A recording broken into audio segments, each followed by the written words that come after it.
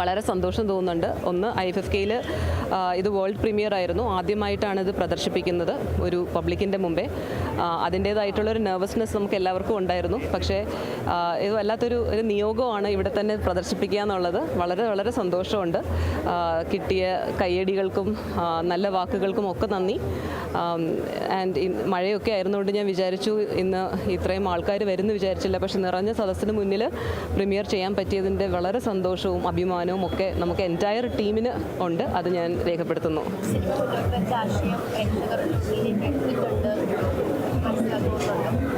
അത് അങ്ങനെ ഒരു പൊളിറ്റിക്കലായിട്ട് പറഞ്ഞതല്ല ഞാൻ.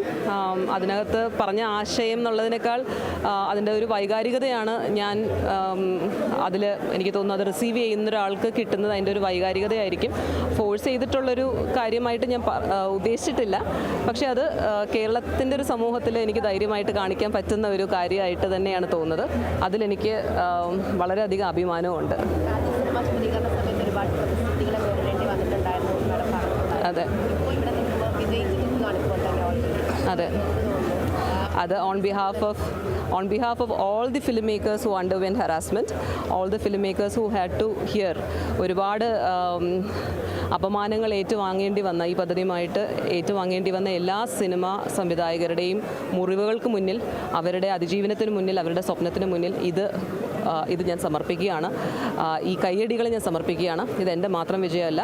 അപമാനിതരായിട്ടുള്ളവർ, അപമാനിക്കപ്പെട്ടവർ, അവർ എന്നല്ലെങ്കിൽ നാളെ ഉയർത്തെഴുന്നേൽക്കും എന്നുള്ളതിൻ്റെ ഒരു സ്റ്റേറ്റ്മെൻറ്റ് എനിക്ക് സിനിമ കൊണ്ട് എനിക്ക് പറയണമായിരുന്നു. അതെനിക്ക് വേണ്ടി മാത്രമല്ല, ഇവിടെ ലൈഫ് തന്നെ വെറുത്തുപോയി ഇരുട്ടുമുറിയിൽ കഴിയുന്ന ആൾക്കാരെ എനിക്കറിയാം. ഇവിടെ KSFDCയുടെ കൂടെ സിനിമ ചെയ്യാൻ വന്നു എന്നുള്ളൊരൊറ്റ തെറ്റ് കാരണം അവരും മനുഷ്യരാണ്.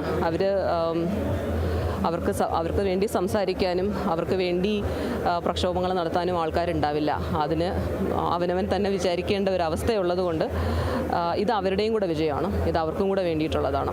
അവരുടെ പ്രചോദനം എന്നുള്ളത് മാത്രമല്ല, അവരിലെ കലാകാരന്മാർ എനിക്കറിയാം. കാരണം അവരൊക്കെ മോശം കലാകാരന്മാരാണ് എന്ന് പറയുന്ന ചില ആൾക്കാരുണ്ട്.